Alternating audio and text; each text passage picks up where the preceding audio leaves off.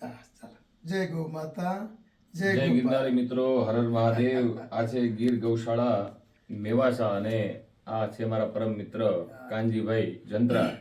ખૂબ સમયથી આ ગૌશાળાનો મુલાકાત કરવાનો વિચાર હતો, પણ આજે અનાયાસે કહેવત છે ને કે ચડતા દીનું પારખું ઘેર આવે મહેમાન અને પડતા દીનું પારખું ઘેર ના આવે.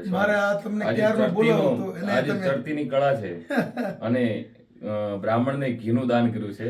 ભગવાન એમનું જીવન ઘી જેવું ચોખ્ખું રાખે, અમૂલ્ય રાખે અને ગૌ મૈયા એમના જીવનની અંદર ઘી જેવી ચોપડાશ રાખે એવા આશીર્વાદ.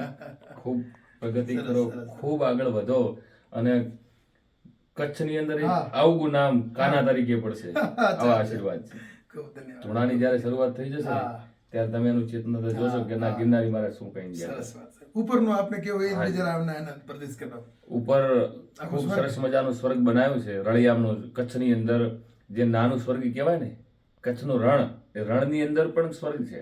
અને એ સ્વર્ગ નાની નાની કુટિયાઓ બનાવી છે, ગાયો માટે બનાવી છે, માતા પિતા માટે બનાવી છે અને સાધુ સંતો માટેની વ્યવસ્થા થઈ રહી છે.